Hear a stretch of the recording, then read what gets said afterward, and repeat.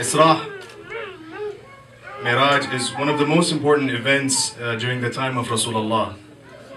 And what is Isra Miraj? Isra, by definition, means walking during the night, according to the Arabs at that time. And Mi'raj means vertical ascension towards the sky.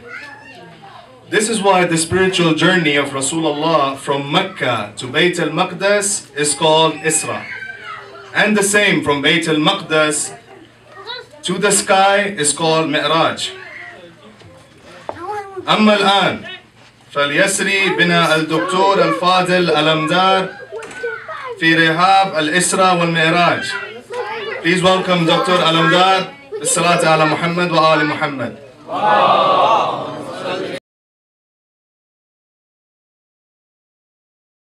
من الشيطان الرجيم بسم الله الرحمن الرحيم الحمد لله رب العالمين والصلاة والسلام على أشرف الأنبياء والمرسلين وسيدنا ونبينا وشفينا ومولانا أبي القاسم محمد اللهم صل وسلم على محمد وآل محمد وعلى أهل بيته الطيبين الطاهرين بسم الله الرحمن الرحيم رب اشرح لي صدري ويسر لي أمري واحلل عقدة من لساني يفقه قولي أما بعد بسم الله الرحمن الرحيم هو الذي بعث في الأميين رسولا منهم يتلو عليهم آياته ويزكيهم ويعلمهم الكتاب والحكمة وإن كانوا من قبل لفي ضلال مبين. اللهم صل وسلم على محمد وآل محمد. اللهم صل وسلم على محمد وآل محمد. اللهم صل وسلم على محمد وآل محمد. Alhamdulillah, it's really a blessed night tonight that we all have gathered because of two important events. As Brother Ali has been talking about the Miraj of the Holy Prophet, or the Isra wal-Miraj, and also the day of the Mab'ath, that is the appointment of the prophethood of our Holy Prophet sallallahu alaihi wasallam. And last year we talked extensively about the stages of the Prophet's journey, the Isra, after the Miraj, and we talked about all the stages of the journey of the Holy Prophet.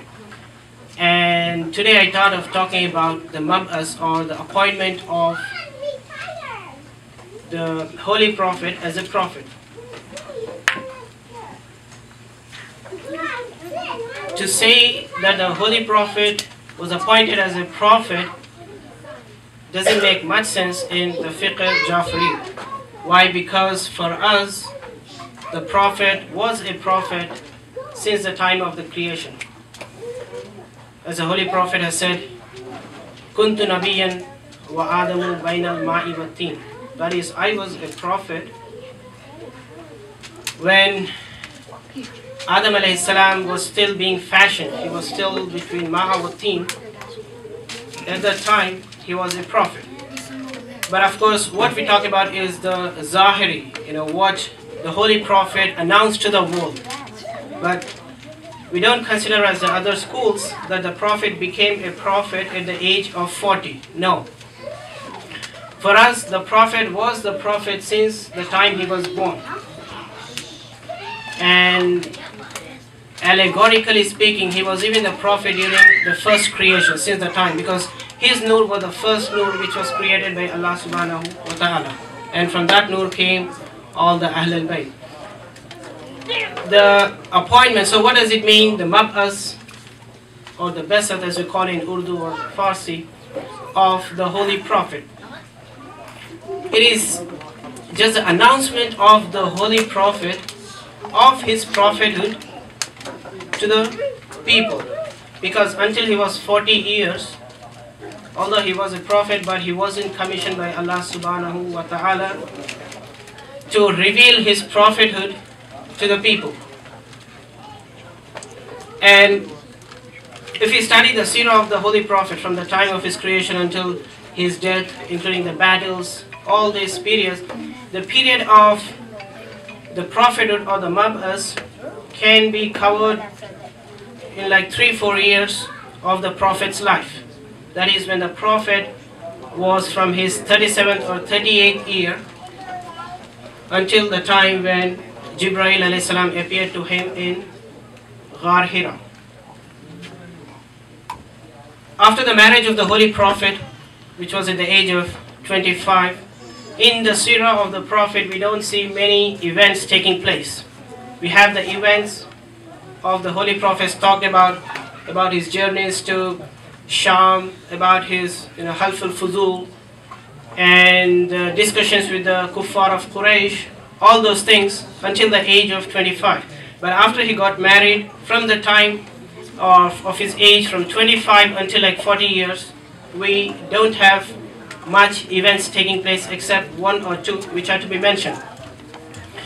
Other than that, the next important event was the Mab'as, but it did not start actually in the 40th year. And by the way, the first Zahiri revelation which occurred to the Holy Prophet was on this same day, 27th of Rajab, and it was also Yawmul Jummah. When the Prophet was about 37-38 years, he started getting some dreams about his revelations. The Muhaddisun, they call that period as Tahannus. Okay, he used to get dreams. He used to get some wahi. As you know, there are several forms of revelation of wahi, or the revelation from Allah subhanahu wa ta'ala to the Holy Prophet, like in the dreams or in the form of the angel. Mostly it's angel Jibreel, although other angels also came with the revelations from Allah subhanahu wa ta'ala to the Holy Prophet. And we also have direct revelation, what is called as ilham. Among these, of course, the most popular one is what Jibreel alayhi salam came with the message and revealed to the Holy Prophet, which is now the Quran. So dreams are also an important aspect of revelation to the prophets, like in the stories of Ibrahim and Ismail alayhi salam. When Ibrahim alayhi salam sees that he is sacrificing his son, that is a dream.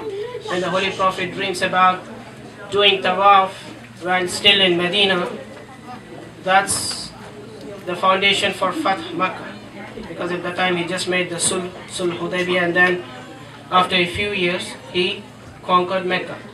Likewise in the story of Prophet Yusuf alayhi salam. So dreams are also a form of revelation, and the Holy Prophet started receiving these dreams. But when he was about 40 years, 4 months and 10 days, because the Prophet was born on 17th of Rabiul Awwal, from Rabiul Awwal, Rabiul Thani, Jamadiul Awwal, Jamadiul Thani, then Rajab.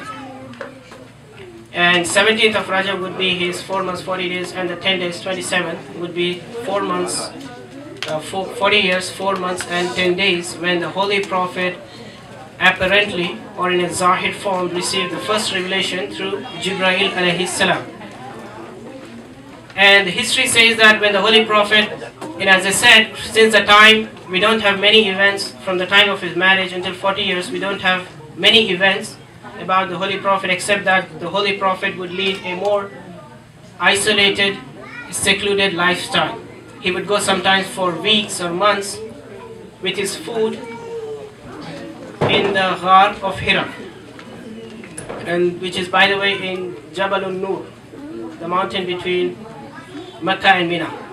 And he used to isolate himself for like weeks, then come back for a few days, 3-4 days, meet with the people and then go back. So it was during this time that they say Nabatat and Jamatat, the stones and the plants, they used to greet the Holy Prophet, Assalamu alaikum ya Rasulallah. Even before that, the Prophet, these trees, they used to bow down when the Prophet used to walk. The stones, they used to greet the Holy Prophet, but of course no one would hear. But as he was approaching the 40th year, they used to greet with the greeting of Ya Rasulallah, Assalamu alaikum Ya Rasulallah. So they already started telling the Holy Prophet that he is going to be, apparently a prophet. And during one of these isolated times when the Holy Prophet was in the cave, Angel Jibreel alayhi salam, he walks in along with several other angels, and as we know, the first revelation is revealed to the Holy Prophet. Iqra bismi rabbika alladhi khalaq, khalaqal insana min alaq, Iqra wa rabbuka al-akram, alladhi allama bil qalam, allama al-insana ma lam ya'lam. So these were the first 5 verses of Surah Al-Alaq. The whole surah was not revealed yet. Only the first 5 verses of the surah. And the story of the first revelation is not as complicated, as shocking as we hear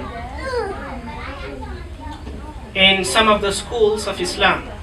Unfortunately, that when Jibreel alayhi salam, he came to the Prophet, he asked the Prophet to read. The Prophet said, I cannot read. He started choking him to the extent that he started pressing the Prophet.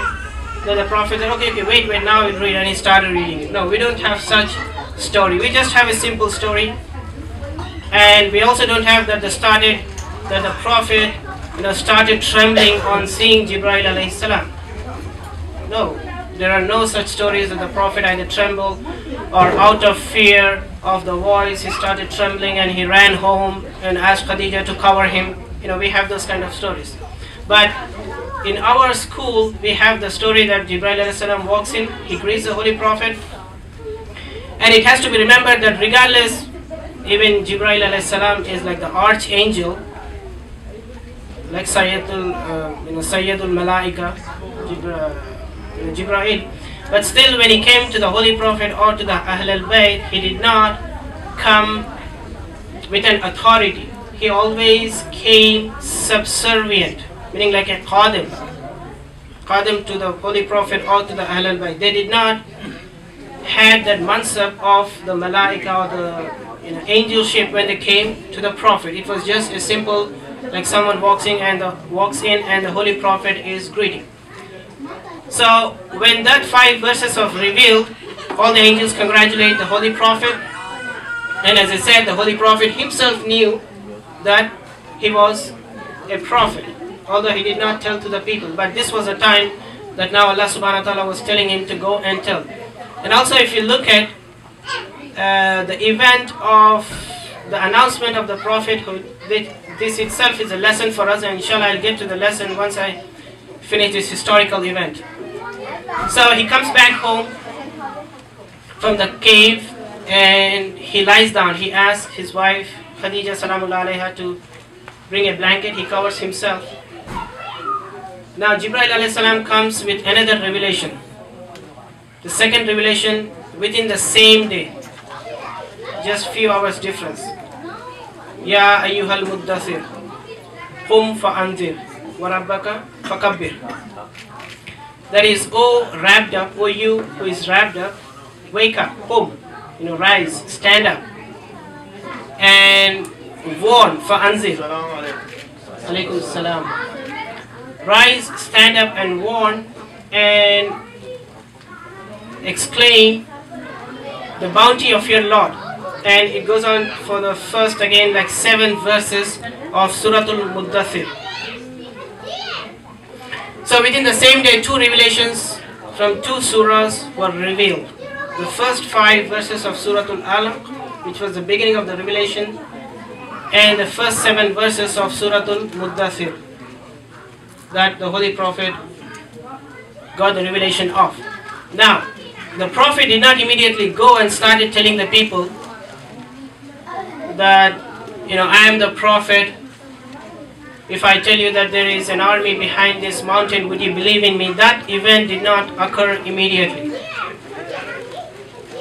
At the beginning, the Prophet just told about his prophethood to his wife Khadija, to his cousin Ali alayhi salam, and his slave Zayd bin Haritha. Only these 3 people, and in the order of their mention, that is first of course, and also it's kind of maybe insulting to say that Imam Ali alayhi salam became a Muslim. Because again, for us, Imam Ali alayhi salam was a Muslim since the time of his birth. So it's more like acceptance, the Zahiri appointment of the prophethood of the Holy Prophet. That Imam Ali was the first, the second was Khadija Salamullah alayha, and the third was Zayd bin Haritha, who was a slave of the Holy Prophet. These were only the first three at the beginning.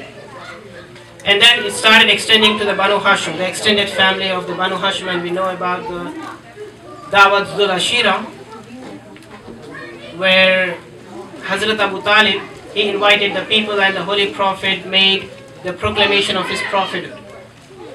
And then when that period continued, when that period was over, then he came to the general public. So by the time when the first event, the Dhul Ashira, the event of Dhul Ashira occurred, it was already like 3 years past. And people were silently getting converted to the creed or to the religion of the Holy Prophet. Now after 3 years, it was the time when he went on, according to some narration, Jabal Abu Qubais, and according to some narrations, Mount Safa. That he went over there and announced his prophethood, that if I were to tell you that there is an army, would you believe in my message?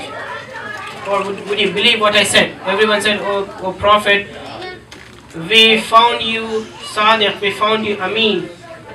We have always trusted you, so we don't have any problem to accept that. It was at that time then the Prophet said, قُلْ لَا إِلَهَ إِلَّا اللَّهِ or قَالُوا لَا إِلَهَ إِلَّا اللَّهِ. So, now what lessons can we derive from this story? Because this completes the story of the first revelation, and I know I have very limited time to talk about this. So what really can we derive the lessons from the story to our present time? Of course, the very first lesson is the manner of propagation of Islam. That is, if we want to talk about Islam, you cannot just talk to people all of a sudden. You have to first work on yourself. Like the Holy Prophet, in the case of the Holy Prophet, until 40 years, he was a perfect Muslim, a perfect mu'min. He did not push anyone, he did not ask anyone to follow his creed. He was just being a normal human being. And only when the appointment came, then he went to his immediate family, and then to the whole community. They say the style of the propagation or the method of propagation works in a way, the analogy is like if you are throwing a stone in still water. And if you look at the propagation of the wave, they start from the center to outwards. So that should be the way of the tabligh, or the propagation of the deen. For example, if I myself am not good, and I shouldn't be telling others, oh brother, why don't you pray, or why don't you fast, why don't you come to the masjid? No, I cannot say that unless I first work on myself. Now I have to be, of course, we all make mistakes, but at least we know what are our shortcomings and we should try to fix them. And then the next step is to take care of our own family. Ya ayyuhalladhina amanu qu anfusakum wa ahlikum nara. That is, oh you who believe, fear Allah subhanahu wa ta'ala with regard to your nafs and with regard to your family. And then when these two are accomplished, the third step comes about telling the community. Otherwise, as the manner showed by the Holy Prophet, most likely it's not going to work. So that is the lesson we can derive from the Mab'as of the Holy Prophet. And of course it is also the event was which Brother Ali has been mentioning, that is the Miraj and the Isra of the Holy Prophet. That itself is a completely different topic, and I will end here. وآخر الدعوانا أن الحمد لله رب العالمين وصلى الله على محمد وآل محمد. Thank you, Dr. Al-Amdad. That was a wonderful, informative speech.